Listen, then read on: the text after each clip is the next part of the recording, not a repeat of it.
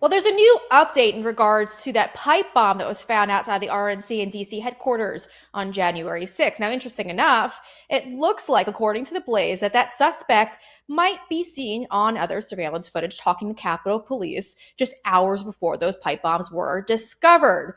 Joining me to discuss is one of the great reporters over at the Blaze, Steve Baker, joins me now. Steve, I'm really excited about this report because it looks like, based on the surveillance footage that I've watched that you guys have captured, that the individual, the suspect, matches the ID of the individual who's talking to or looks to be talking to Capitol Police. So break down your latest report over at the Blaze. Well, to be honest with you, Breanna, and thanks for having me. It's been a bit of a whiplash day for us. We were put onto this story just a couple of days ago. We had it's not a named an anonymous source, although it's anonymous to the world, but it's a known source to us, and kind of blew our minds. We were able to track through the new cameras that have been released and new video that has been released by the Oversight Subcommittee in Congress.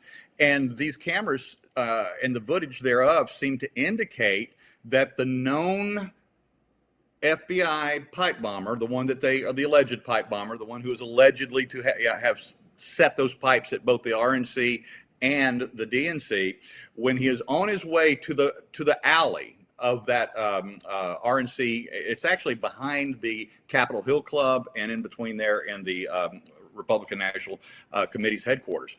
And so we've seen some video from this area before, and we've seen video where he or she, whatever, whoever the bomber is, seemed to wave at a Capitol Police car as it drove by. Except now we had a new camera angle where we can see very clearly that this individual, the actual one that has been identified or at least allegedly identified by the FBI to be the bomber, we see them wave at this car, and then as the car passes, kind of point at them. It's almost like a signal of recognition of some sort. That really caught us off guard, and then we are able to zoom in and track, and you can see on the video that we have here with the circle highlighting the individual, the individual goes up and then turns down the alley in between the RNC and the Capitol Hill Club. And then a few minutes later, somebody else comes out. Well, first of all, you see that bright light right now. This is that very same cop car, the same Capitol Police SUV that passed him and that he waved at, or she waved at. We have reason to think that it might be a female, but the point being is that same Capitol Police SUV did the entire block, came back around, and that's the headlight that you're seeing right there, is that very car. So again, suspicions, interest are really peaked at this point. And while the individual is down inside the alley, ostensibly dropping a pipe bomb, another Capitol Police car comes up, and this is a sedan. You'll see it turn down the road in our video. And that particular Capitol Police sedan then does like what they call a Y turn, and it pulls up behind the other Capitol Police SUV. Then suddenly, with both of those Capitol Police cars there, someone who looks like the pipe bomber from that distance and the blurry distance of that, grainy video, wearing almost identical clothes. It's got the light top, looks like a sweatshirt or a hoodie, same color pants, same shoes, those cars. So we think that this person is disappearing into either one of the cars. And 2.5 to 3 minutes later, that same person comes back and goes back across the street and goes back down into the alley again. So just to reiterate, Breanna, so that everybody understands, the first person, the identified alleged bomber, disappears into the alley. Somebody dressed like that person comes out of the alley, seems to, from this angle, go over to the police cars, and then 2.5, 3 minutes later, turns around and goes back down the alley again. Well, we published the story this morning, and one of our very trusted congressional investigators, I'm like, Steve, oh no. We lost you at congressional. We lost you for a second there at trusted congressional staffers, I believe. Yeah, one of our trusted congressional staffers actually contacted me and said, I think you have the story wrong. I'm like, oh, please, do tell. And he said, it took him something on the order of 6 to 9 months of begging for that video that he thought that he was seeing last year at some point, the same thing that we were seeing at the Blaze. And he said it took him forever to get that video released because the video there's a camera closer that is right there at the Library of Congress, one of the entrances there at the Library of Congress, and that has a closer up image of the person that comes out of the alley the second time. And he says, yeah, it looks like the same top, but it's not. It looks like the same pants, but it's not. It looks like the same shoes from a distance, but it's not. And he said, I can tell you that with pretty, much 100% likelihood that it's not the same person. Well, obviously we're devastated, but we did what we're supposed to do. We immediately went with a correction on our story. It doesn't take away, though, from so many other aspects of this. We still don't understand why this individual felt comfortable to wave and point at a passing police vehicle when you're carrying a bomb. Yeah. Yeah. Well, Steve, there's a lot of questions that I would have for this. I mean, I get that the congressional This person staffers now tell. disappeared into the hour. What's that? Yeah, sorry, Steve, you broke up a little bit. But I did want to mention, though, I did want to ask you, in regards to all of this, this is a congressional staffer that's telling you that you might have it wrong.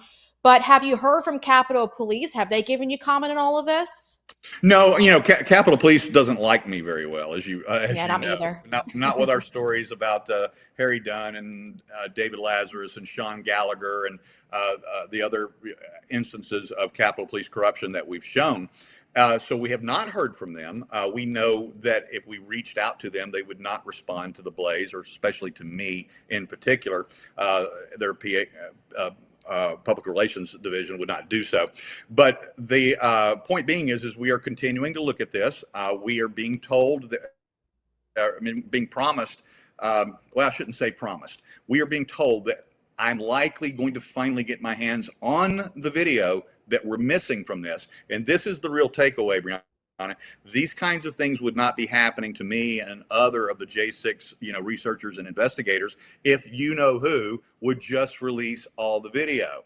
That includes the Capitol Police and the obstructionism that they have put up against the House committees. And it also includes the FBI, who has had all of this themselves. If they just release all of this video, then they wouldn't have to pretend to have a $500,000 reward for the identification and arrest of this bomber. Online sleuths and independent investigators and journalists would be able to crack this case because seemingly the FBI is not able to. Yeah, well, I think that's all intentional at this point, Steve, because they intentionally try to create confusion, and then they can sit there and say, oh, you're a bunch of conspiracy theorists, but yet there's no transparency in anything that they're doing at the FBI.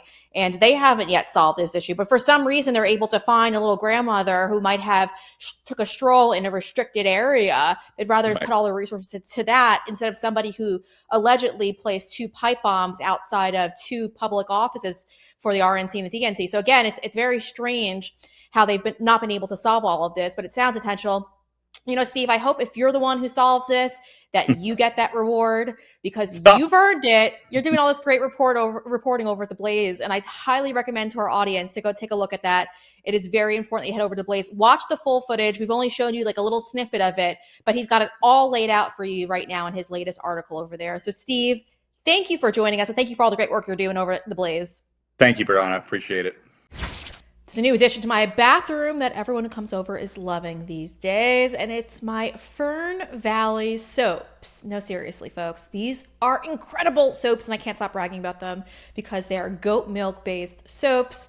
Now, they also have an incredible lotion, which I put right by the soap, and everyone's loving that. It's thick, but it's also not greasy, which is so important. And the soap bars are beautiful. So head on over to fernvalleysoaps.com. Take a look around. I just ordered another order because I'm all out of my lotion, so I had to get another round of those. But then I also added, you guys are going to love it, it's patriotic goat milk soap.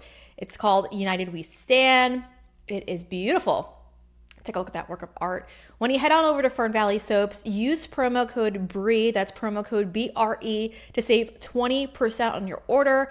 Plus, when you buy over 8 bars of soap, you're also going to get an extra 10% off.